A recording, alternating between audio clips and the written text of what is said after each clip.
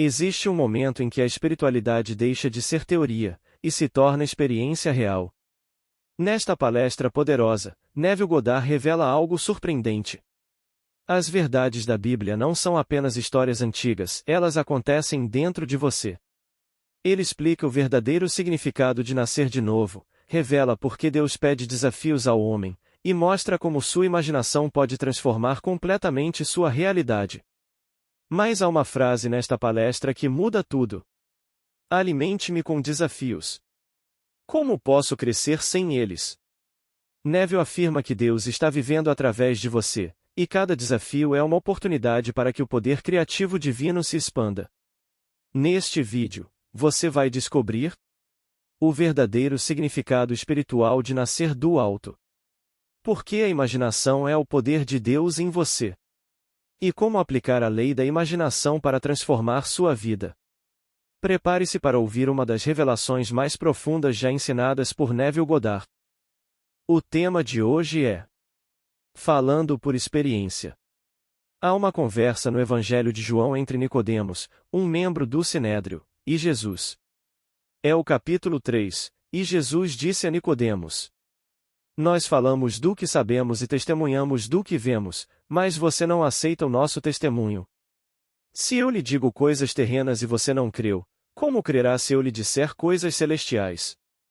Então, aqui está um membro do Sinédrio, a mais alta ordem na fé judaica, que veio à noite fazendo algumas perguntas. Na verdade, ele não perguntou nada. Chamou-o de rabino. E Jesus admitiu ser um mestre, essa é a função de um rabino, e então prosseguiu instruindo-o sobre um grande mistério e disse-lhe: É necessário nascer de novo, pois, se alguém não nascer de novo, não pode entrar no reino de Deus. Versículo 3. E ele respondeu: Pode um homem velho entrar segunda vez no ventre de sua mãe e nascer? E a isso foi respondido de maneira estranha, dizendo: O que é nascido da carne é carne, e o que é nascido do Espírito é Espírito. Versículo 6. Mas, a menos que você nasça de novo, não pode entrar no reino dos céus. O vento sopra onde quer, e você ouve a sua voz, mas não sabe de onde vem, nem para onde vai, assim é todo aquele que é nascido do Espírito. Versículo 8. Então, após a próxima interrupção, ele prossegue. Isso se transforma em um discurso, na verdade, começou como um diálogo e finalmente tudo se transforma em um discurso, como uma discussão. Então ele disse: Como pode ser isso? Você, mestre e professor de Israel, e ainda não entende isso? Eu lhe digo que, assim como Moisés levantou a serpente no deserto, assim também é necessário que o Filho do Homem seja levantado. Ninguém jamais subiu ao céu, senão aquele que desceu. Versículos 10, 14. Tudo isso está condensado em poucos versículos, que você encontrará nos primeiros versículos do capítulo 3 de João. Ele interpreta isso literalmente, em um nível físico. A palavra grega traduzida como de novo, novamente ou do alto é anotin. Os estudiosos afirmam que não se pode atribuir outro significado à palavra, especialmente quando se lê o contexto, senão do alto, gerado por Deus, gerado do alto. Esse nascimento pode ser considerado tanto do lado paterno, caso em que o verbo é gerar, quanto do lado materno, caso em que o verbo é dar à luz. A palavra aqui é do lado paterno. Gerar é gerado do alto, gerado por Deus. Agora, digo-vos por experiência própria que isto é literalmente verdade. Ele pensava que não se podia compreender isto no plano físico, que não podia ser literal, mas explicou que o que é gerado é carne, e o que é nascido do Espírito é Espírito. Nicodemos não compreendeu, simplesmente não compreendeu. Por quê? Que homem neste mundo poderia compreender isto a menos que tivesse a experiência ou acreditasse em quem a teve? Portanto, aqui, a história é literalmente verdadeira. Ele está a falar de uma era completamente diferente, uma era que não é esta, onde é preciso ter um corpo equivalente àquela era para exercer um poder completamente desconhecido para qualquer homem ou por qualquer homem neste mundo, algo totalmente diferente onde se exerce um poder criativo que é o poder de Deus. Portanto, é preciso ter um corpo para exercer esse poder, para usar esse poder, e esse corpo provém do seu nascimento divino. Agora ele declara: Eu saí do Pai e vim ao mundo, agora deixo o mundo e subo para o Pai. João 16, 28. Nessas 4 pequenas frases, ele admite uma pré-existência. Eu saí do Pai. Bem, sair do Pai é morrer. Como um filho pródigo, ele se afastou do Pai, e o Pai o considerou morto, perdido, e disse: Meu filho, que estava perdido, foi achado, estava morto e agora está vivo. Lucas 15, 24. Portanto, nessa partida, eu saí do Pai, ele admite que morreu. Eu vim ao mundo, isso é encarnação. Agora deixo o mundo e subo para o Pai, e isso também é literalmente verdade. O homem tem dificuldade em compreender, mas ao longo da noite explicaremos isso a partir da experiência real. Bem, agora, vamos ao que interessa, a experiência. Convidei vocês a se juntarem a mim e compartilharem comigo o uso que fazem da lei, para que eu, por minha vez, possa encorajar todos os presentes a usá-la com amor, expandindo seus horizontes e tornando-os um lugar maravilhoso. Porque vocês podem ser tudo o que realmente desejam neste mundo, se estiverem dispostos a serem vigilantes, a serem fiéis à premissa de que já são essas pessoas. Se estiverem dispostos. Bem, um senhor me escreveu na semana passada e disse: No domingo, quando conversamos, você me lembrou de algo que eu havia esquecido. Quando discuti possíveis histórias com meu produtor.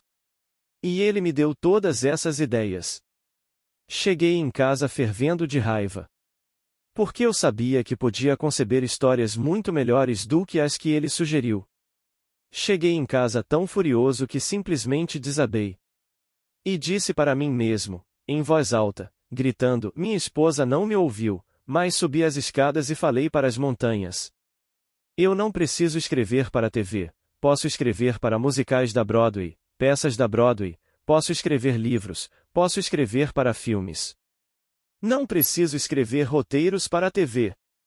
E então pensei: Bem, agora vou pegar a ideia mais estúpida dele, a mais estúpida de todas as ideias que ele me deu, e vou trabalhar nela. Então ele disse. Eu o desafiei. E essa história em que trabalhei foi indicada a um prêmio naquele ano. De todas as histórias que já escrevi, essa foi a única indicada ao prêmio de melhor história do ano. Era a história mais boba dele, mas era um desafio. Então, no domingo, você me lembrou que um desafio é necessário neste mundo. Na segunda-feira de manhã, eu me sentia calmo e tranquilo, caminhando como de costume, em um estado de gratidão a Deus, quando de repente me lembrei do que você havia dito no domingo, sobre o desafio de transformar a história mais boba em algo que foi indicado ao prêmio. E, de repente, ouvi a voz mais alta e autoritária que já ouvi. Nunca ouvi nada tão alto, com tanta autoridade, e a ouvi vinda do fundo da minha alma, e ela me dizia, e foi isso que ela disse: Alimente-me com desafios. De que outra forma posso crescer? Reflita. Alimente-me com desafios. De que outra forma posso crescer? Como eu disse, Deus na verdade se fez homem. O homem é o limite da contração, o limite da opacidade, não há limite para a translucidez, nem para a expansão. Mas ele assumiu o limite da contração, que é o homem, chamado Adão, e agora Adão precisa alimentá-lo com desafios para que ele possa criar, para que ele possa expandir seu poder criativo. Pois o propósito de tudo é simplesmente criar e desenvolver o talento criativo, o poder criativo. Então, alimente-me com desafios. De que outra forma posso crescer? Você não imaginaria que Deus está crescendo. Deus cresce para sempre e sempre. Deus é a verdade e a verdade é uma expansão ilimitada, para sempre e sempre e sempre.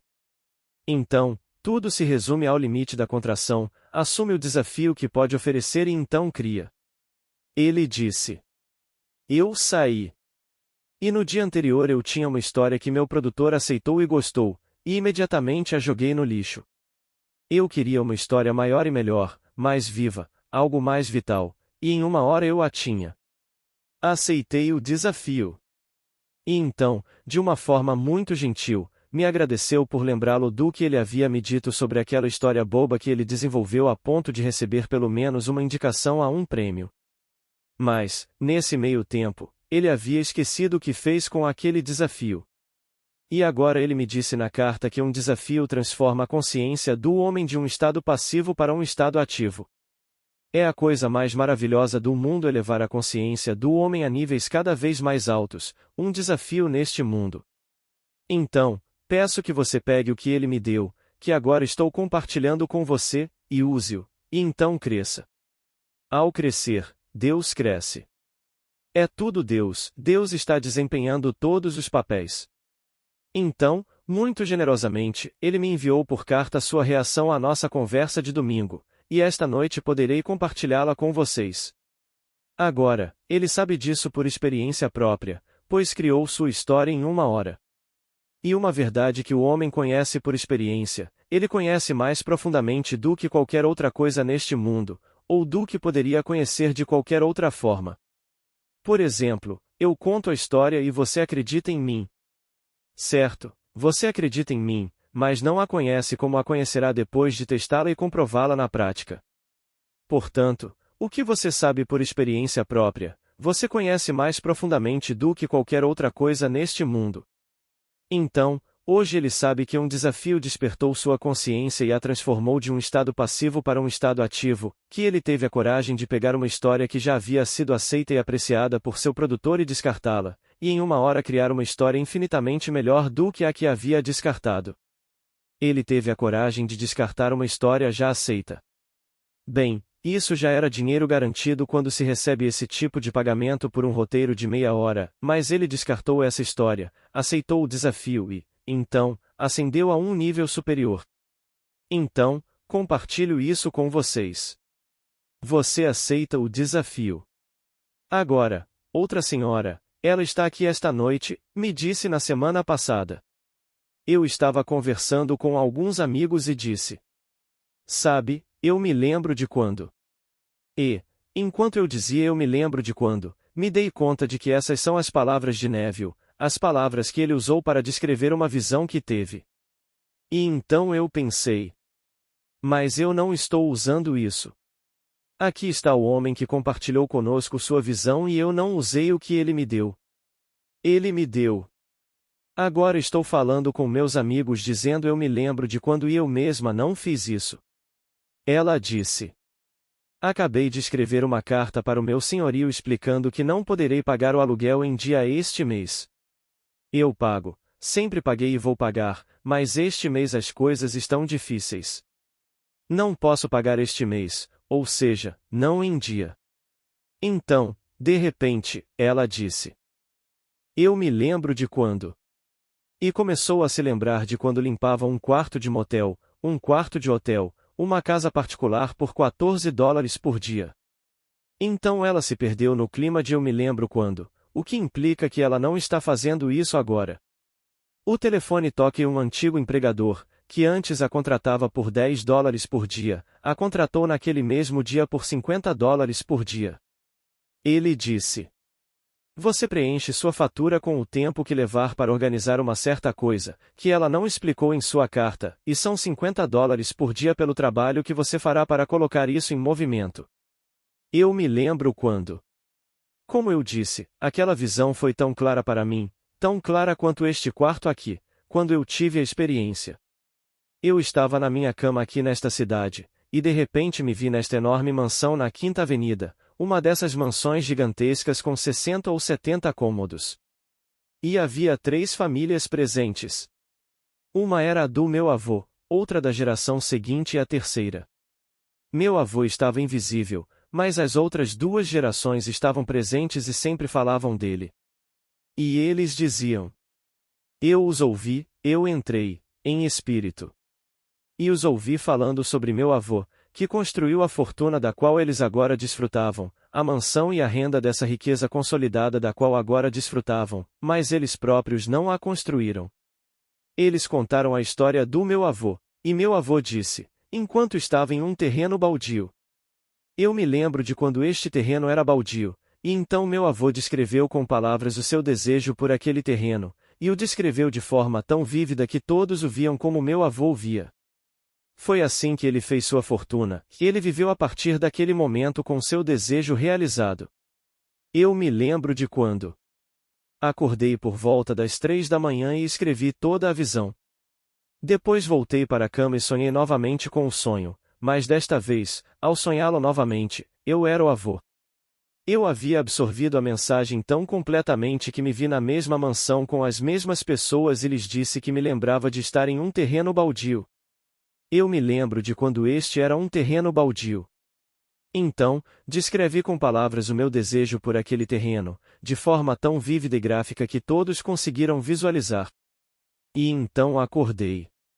Bem, o capítulo 41 do livro de Gênesis, versículo 32, nos diz que, se a visão for dupla, a duplicação da visão significa o seguinte: disse José ao faraó.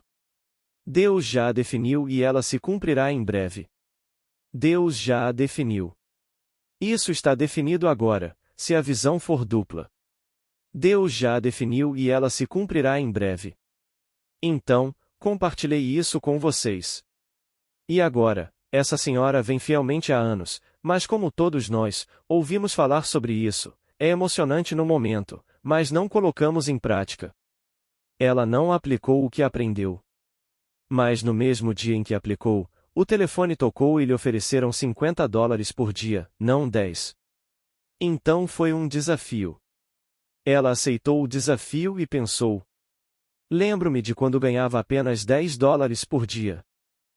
Agora você pode pegar essa mesma coisa, eu me lembro de quando minha renda era de apenas qualquer tipo de renda, $1.000 por semana, você pode ganhar isso. Você acha que é loucura? Nada é impossível para Deus. Me alimente com desafios, como mais eu posso crescer? Essa é a história de Deus para um amigo que está aqui esta noite. Me alimente com desafios, como mais eu posso crescer? Então, se o seu desafio é aquilo que você quer, e você escolhe. Eu sei que no meu próprio caso, quando fui contestado pela minha professora de oratória, era a contestação dela à minha voz e a afirmação de que eu jamais conseguiria ganhar $1 usando a minha voz, e ela me usou como cobaia, em uma turma de 40, e me fez dar um passo à frente, e então apontou o dedo para Neville e disse: Está vendo, Neville? Escute-o. Ele nunca conseguirá usar a voz para ganhar $1, então observe tudo o que ele faz, ouça-o e evite-o. Sou a única da turma de 40 que usa a voz e os pensamentos por trás dela para ganhar a vida, e as outras 39 estão em outros lugares. O que elas estão fazendo, eu não sei, mas nenhuma delas jamais entrou para o teatro, nenhuma. Nenhuma delas entrou em qualquer outra área da vida onde a voz fosse usada, e ela era grande professora de dicção. Mas ela me desafiou. E esse foi o meu desafio. Eu não me permitiria desperdiçar os $600 do meu pai. Ele não tinha condições de me dar $600 para ir a uma escola de teatro por 6 meses e depois sair de lá fracassando. Eu sabia no meu coração que não podia fazer isso com ele, então simplesmente não permiti. Então eu digo a todos: tudo neste mundo é possível se vocês aceitarem o desafio. Por quê? Quem está aceitando? Deus está aceitando. Porque Deus é a sua própria e maravilhosa imaginação humana. Esse é Deus. Deus se fez homem para que o homem pudesse se tornar Deus. Agora, vamos analisar o livro do ponto em diante até o final da série, dia 26 deste mês, e mostrar como ele é verdadeiro. Cada palavra é verdadeira e literalmente verdadeira em níveis mais profundos da alma. Aqui está um amigo, ele está na plateia, e isso aconteceu na semana passada. Vocês já ouviram essa história inúmeras vezes, já da crucificação e da voz que disse: Eis que hoje te digo que estarás comigo no paraíso. Lucas 23, 43. Bem, esse rapaz, ele é só um rapaz, teve uma visão em um teatro, e havia uma tela enorme. À esquerda da tela, havia uma cruz quase da altura dele, ou um pouco mais alta. Então, um homem apareceu do nada, caminhou até a cruz, virou-se para a plateia, estendeu as mãos e se fundiu com a cruz. Então, uma voz disse: Eu te digo hoje que estarás comigo no paraíso. Por um pouco de tempo. Não posso esclarecer nada. Mas pelo menos ele é honesto e está me dizendo exatamente o que ouviu. E quando uma visão se transforma em palavras, então a divindade está presente. A própria presença da divindade é confirmada quando a visão se transforma em palavras, como nos é dito em Êxodo 3. Versículo 4. Aqui, da sarça. E de repente a visão se transforma em palavras, e no exato momento em que se transforma em palavras, a revelação começa. Diga, e eu sou vos enviei. Versículo 14. E a presença da divindade é sempre confirmada quando a visão se transforma em palavras. Então, neste caso, a visão se transformou em palavras. Agora, o que significa essa frase de efeito, que não está registrada nas Escrituras? Por um pouco de tempo, eu não sei. Ele me escreveu esta carta há poucos dias e eu não sei, não me foi revelado o porquê dessa frase de efeito. Mas é óbvio que a primeira parte significa: eis que hoje te digo que estarás comigo no paraíso. Mas por que por um pouco de tempo? Mas isso nos mostra que, devido à expansão instantânea, ou melhor, eterna de Deus, todas as coisas são passageiras. É sempre um crescimento e um crescimento, para sempre. Ele compartilhou isso comigo e eu compartilhei com vocês. Mas eu lhes digo, por experiência própria, que tudo nas Escrituras é verdade. Vivi quase todas as experiências registradas nos Evangelhos a respeito de Jesus Cristo, do nascimento até o fim. Todas elas. Não vivi a história de Lázaro, não vivi essa. Mas vivi a história da pomba. Vivi todas as histórias das Escrituras, conforme registradas. Elas acontecem na alma do homem, não acontecem no exterior. Pois está escrito a respeito dele. Sabemos de onde este homem veio, conhecemos sua origem, e quando Cristo vier, ninguém saberá de onde ele veio. Então o rejeitaram porque conheciam sua origem. Mas quando Cristo vier, pensaram eles, ele surgirá de alguma forma estranha e misteriosa. E ele surge, mas vem de uma forma misteriosa no homem, que nem o próprio homem conhecia. Agora ouçam as palavras com que começamos a reunião. Ele nos diz que está falando apenas de coisas que sabe. Eu lhes digo o que sei e dou testemunho do que vi, e vocês não aceitarão o meu testemunho. Ele está testemunhando apenas o que realmente experimentou, o que viu, e eles não aceitarão o seu testemunho. Ora, se eu lhes falar de coisas terrenas e vocês não crerem, como crerão se eu lhes falar de coisas celestiais? Então ele lhes fala de coisas terrenas, todos os sinais de coisas terrenas, todos os sinais de saúde, transformando um homem pobre em um homem rico, um homem que não conseguia vender nada em um que vende tudo o que escreve, um homem que estava doente em um homem que nunca se sentiu melhor em toda a sua vida. Assim, ele transforma tudo isso, e eles não acreditarão no que ele lhes diz sobre como fez isso. Ele só fez isso em sua imaginação, pois disse: tudo o que vocês pedirem em oração, creiam que já o receberam, e assim lhes será concedido.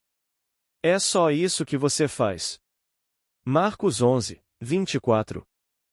Bem, se ele conseguisse se convencer da realidade daquilo que estava imaginando, então isso deveria se manifestar, se esse princípio fosse verdadeiro. E se manifestou. Mas ele lhes contou como fez isso.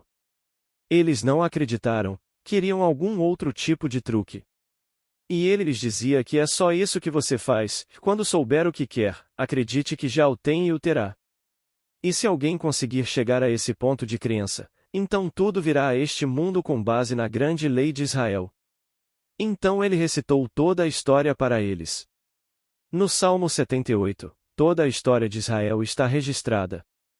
Ele disse: emprestem-me os seus ouvidos, ou deixem-me ter seus ouvidos, seu entendimento, sua atenção, e eu abrirei a minha boca em parábolas e falarei enigmas como antigamente. Versículo 1. E então ele lhes diz que lhes contará todas as coisas que os pais disseram que todos deveriam ouvir, e então transmitirá para a próxima geração e para a próxima geração, e para todas as gerações futuras, todas as maravilhas que Deus realizou. E no final, chegamos a Davi, no final deste longo capítulo, o 78, que é um capítulo de Asaf, e Asaf significa o reunidor. Ele reúne todas essas coisas. Temos 12 salmos de Asaf, do 73 ao 83. E então o 50º, e esse 50º é aquele em que: se eu tivesse fome, não te diria, pois a terra é minha e tudo o que nela existe. Os rebanhos em milhares de colinas são meus. Versículos 10,12.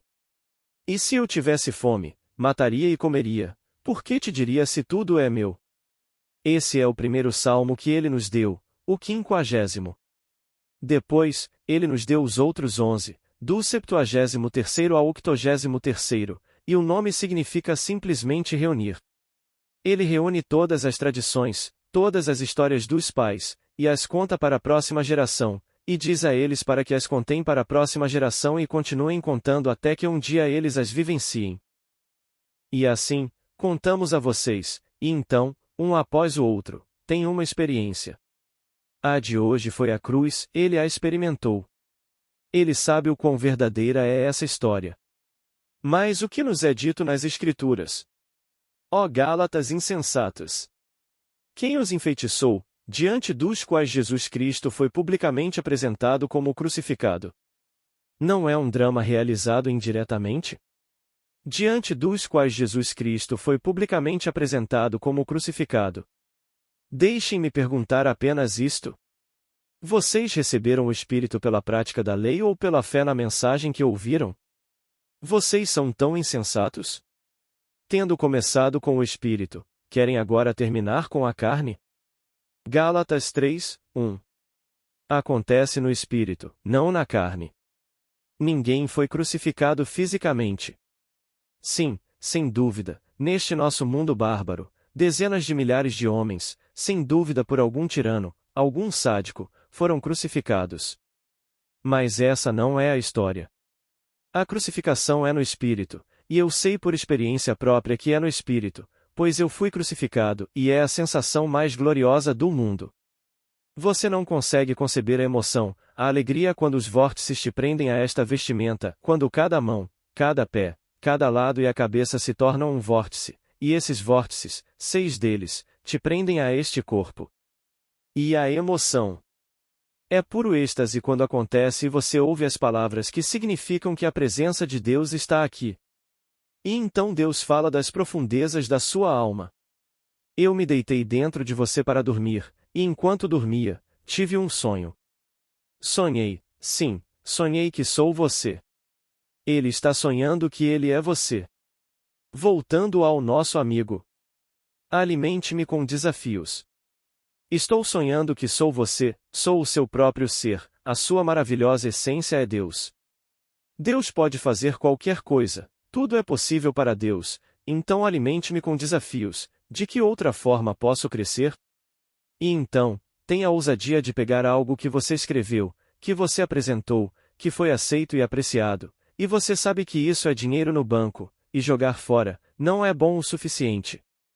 E então, aceite um desafio, algo mais vital, algo mais maravilhoso, algo mais emocionante e escreva sobre isso, e em 1 hora, conclua. Conclua algo muito melhor do que aquilo que você estaria disposto a aceitar apenas por dinheiro, porque há dinheiro para você. Então você aceita isso hoje à noite e leva uma grande quantia. Se alguém tivesse me dito, quando eu trabalhava na Macy's por, sei lá, $18 por semana e fazia tudo lá por $18, que eu estaria ganhando $500 por semana em um futuro não muito distante, eu teria rido da pessoa. Mas eu ri.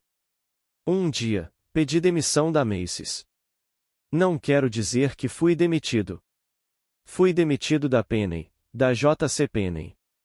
Eu trabalhava na JC Penney e eles me pagavam $22 por semana, e um dia me demitiram. Perguntei por quê, o que eu tinha feito de errado.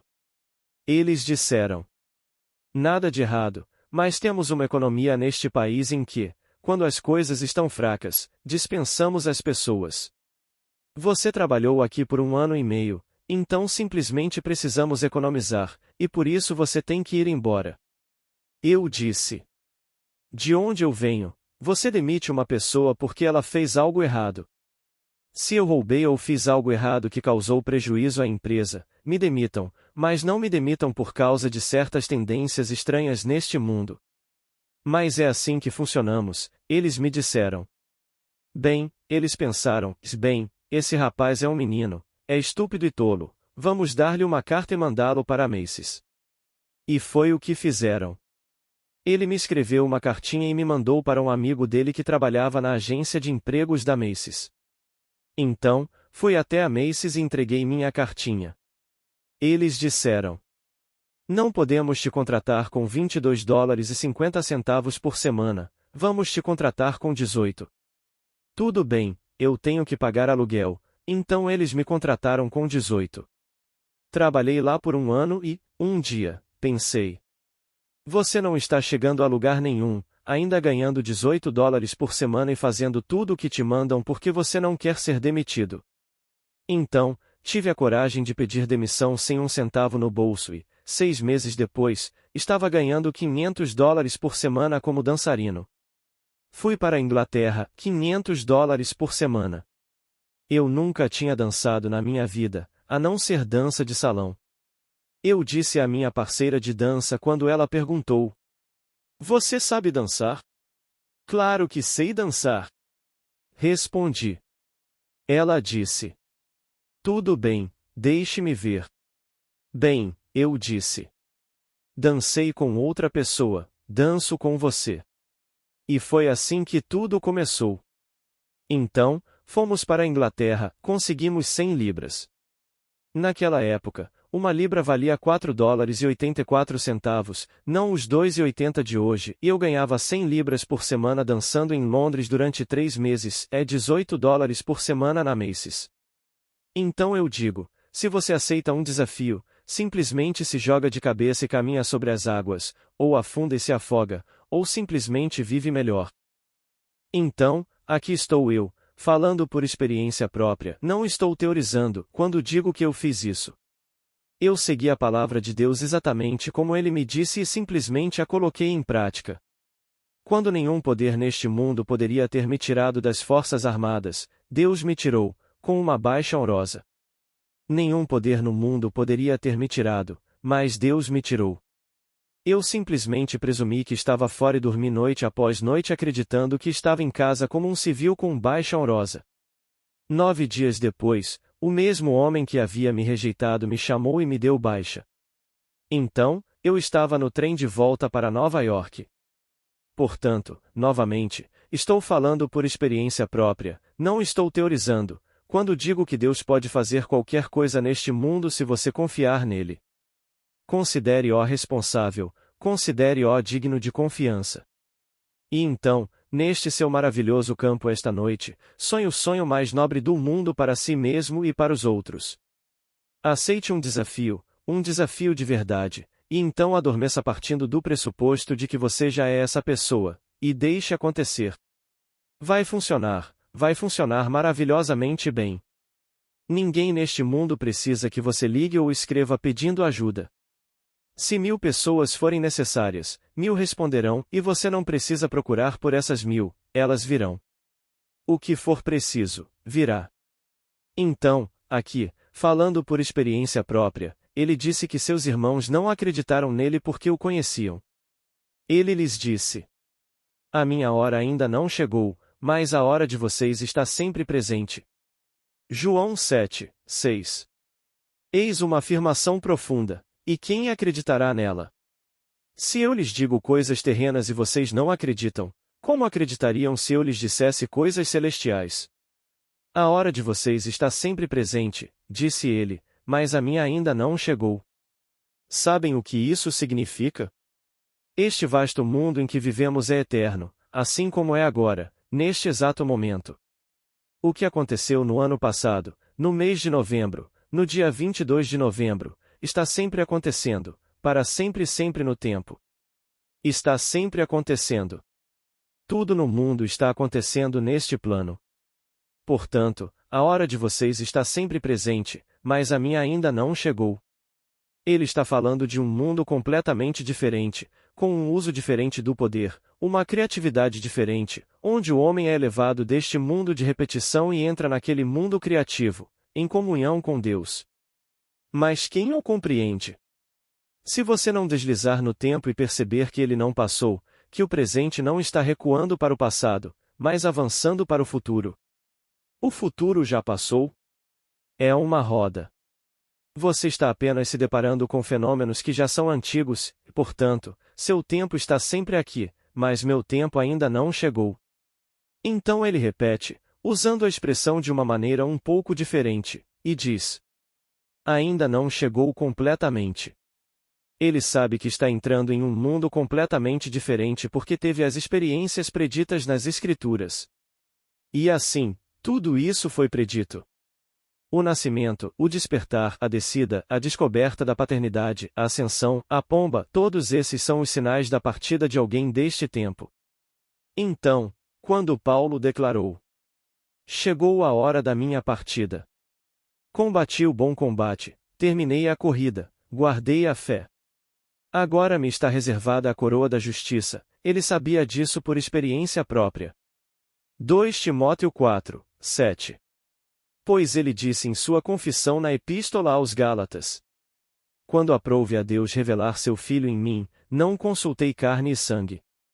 Gálatas 1, 16. Agradou a Deus. Que declaração! O que agrada a Deus? Se você ler a Bíblia com atenção, verá que apenas uma coisa neste mundo desagrada. Você lê isso no capítulo 11 da Epístola aos Hebreus: sem fé é impossível agradá-lo. Versículo 6. Portanto, você não pode agradar a Deus por nenhum ato seu se não for um ato de fé. Então, desafie-me, traga-me desafios, de que outra forma posso crescer? Tenha confiança em mim, na minha capacidade de criar, e traga-me um desafio, algo grande, algo extraordinário. De que outra forma posso criar? Portanto, sem fé é impossível agradar a Deus. Assim, quando ele disse: quando aprouve a Deus revelar seu Filho em mim, não consultei carne nem sangue, ele confessou que o Filho lhe foi revelado e ele viu o mistério. Então, pediu a todos os que o ouviam que o considerassem administrador dos mistérios de Deus, pois todos despertaram nele. Então, esta noite, agrade a Deus. Como você agradaria a Deus? Escolha o sonho mais fantástico que ainda não se realizou, aquele que parece impossível, e então confie em Deus. Imagine que você já o realizou e confie nele. Desafie Deus a usar seu talento criativo para criar esse sonho em seu mundo, para que você o experimente. É assim que você agrada a Deus. Então, quando isso agradar a Deus? E assim, pela fé, um dia ele removerá o véu e o rasgará, e então revelará dentro de você uma série de experiências místicas que revelarão quem você realmente é. Pois quando for revelado, ele estará apenas revelando a si mesmo.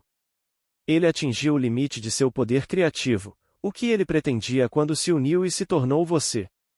Então ele usa você, coloca você em todas as fornalhas do mundo, porque você e ele são um, você é a sua união. Então, quando isso chegar ao fim, você despertará como Deus. Todos eventualmente despertarão como Deus. Então, vamos aproveitar o que os outros nos deram e usar essa generosidade. Minha amiga foi sábia, generosa e modesta o suficiente para dizer, enquanto contava a história, que percebeu que nunca tinha realmente tentado. Eu me lembro quando.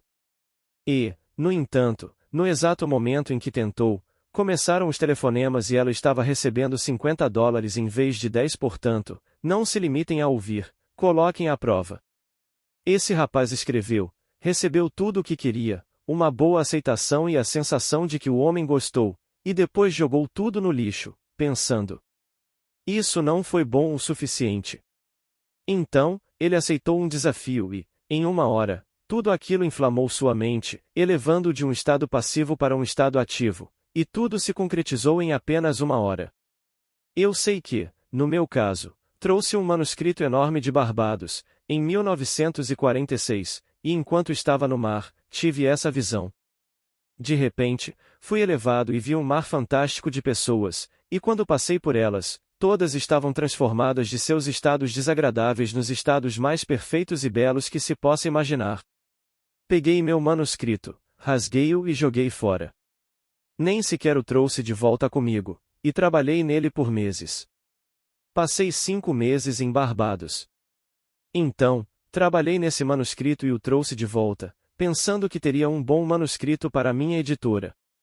Depois dessa experiência, peguei o manuscrito e o joguei ao mar, sem aproveitar uma única página.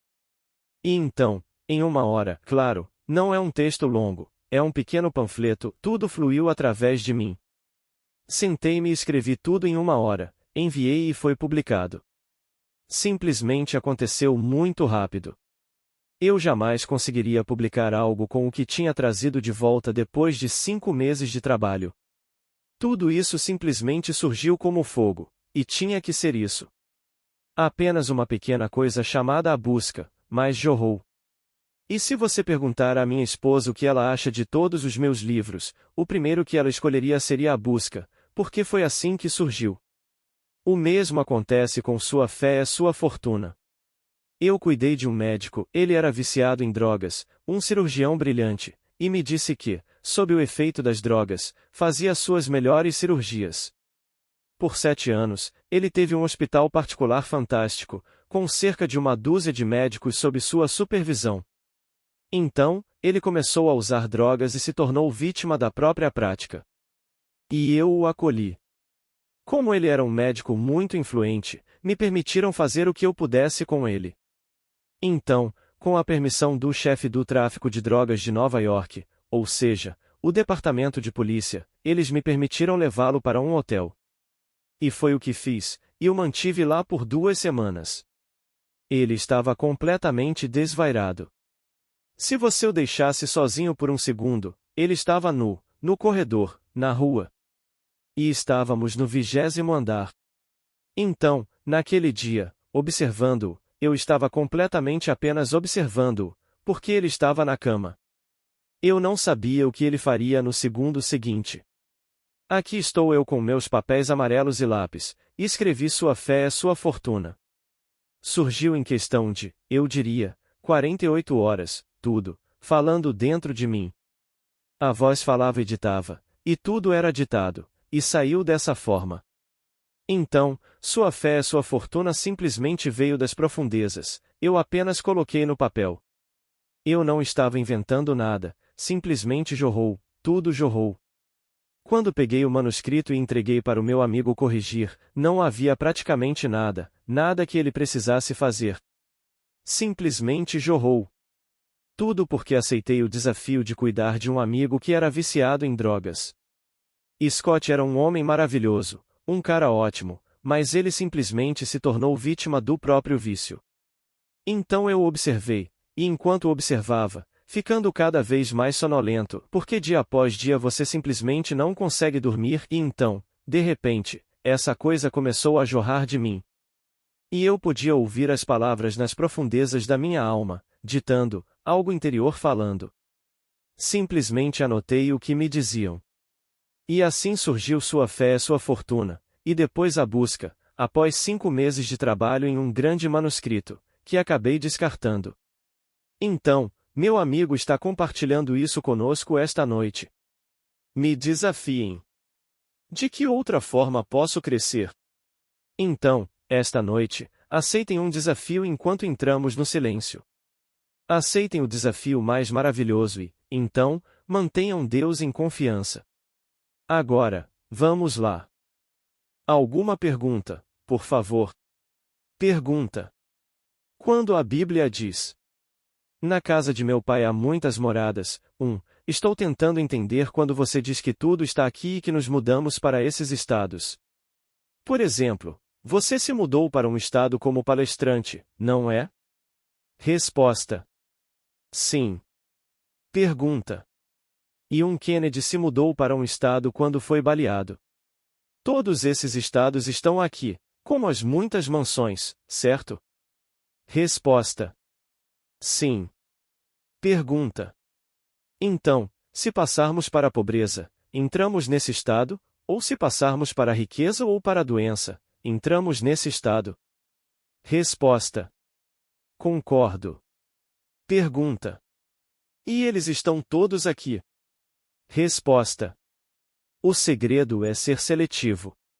Você não entra num restaurante e diz: traga-me um jantar, você diz: traga-me um cardápio e então faz o pedido. Você vai pagar por isso e quer um serviço decente. Se o garçom jogar o prato em você, você vai reclamar porque está pagando. Você entra numa loja e pede um vestido.